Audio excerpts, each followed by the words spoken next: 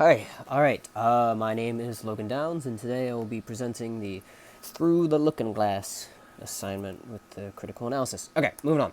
So, summary and background.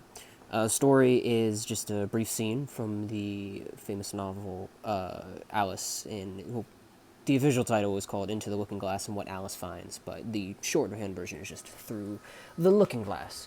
So, as you can read in front of you, it is a story about Alice who explores a strange world where logic and reason are inverted, and she, in this particular scene, has a conversation with Tweedledee and Tweedledum, where they tell her that she is not real and that she's just a part of the Red King's dream.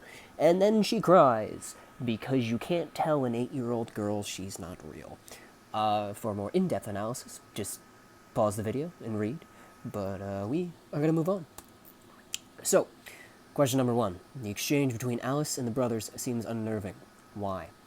Well, as you can see in the analysis I've written here, I kind of get my thoughts. It's a little messed up to tell a little girl that she's not real, and then to make her cry, and then to not care that she's crying. But it kind of gets into this more Lovecraftian sort of question of, oh, are we real? Can we be real? Does that mean anything? But I say Lovecraftian just because I love Lovecraft, but I know that the real thing I'm supposed to relate it to is philosophy, and specifically Descartes. So, there's those ideas. All right, question number 2. What is the relationship between the scene and Descartes' dream argument?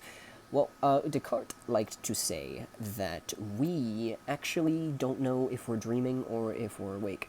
So, as someone who's studied that little theory, I couldn't help but relate it to, like, oh, the Red King is humanity, and Alice is the allegory for if we exist or not. And so to be told that we don't exist, crying would be a very natural reaction. I'm kind of harping on the same sort of things, like, Alice cried, and the Red King is dreaming, but that's pretty much the whole thing. It's not even a page.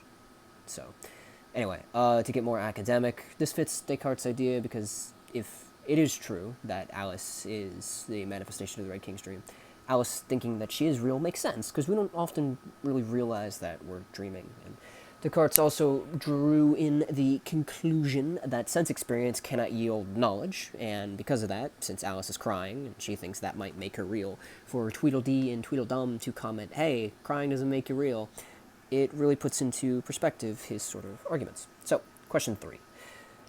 Suppose Descartes is Alice. What would he likely say to claim... about the claim that he is a part of the Red King's dream? I'm going to go out on a little bit of a controversial thing here. I think he would buy it, eventually, but he wouldn't buy it because Tweedledee and Tweedledum told him, even though they are kind of like otherworldly entities in this context. But I think he'd buy it because by the time in the story that it happens, he would realize that things are strange on purpose. But, it does kind of align with his philosophical ideas. So that, for example, because you can't use sensory information to, that can't be the basis of true knowledge, to learn that you're in a dream, that would make sense. It's like, yeah, of course you can't use sensory, what you feel, because if you're not real and you say, hey, I can feel this flower, that's not real knowledge, because you're not real. That's just whatever the dream is telling you is real. And that's how that feels. So yeah, that concludes my hopefully short and comedic kind of recap of all this. And yeah, I look forward to comments and stuff. Alright, talk to you all at some point, I guess. I don't know. Alright, signing off.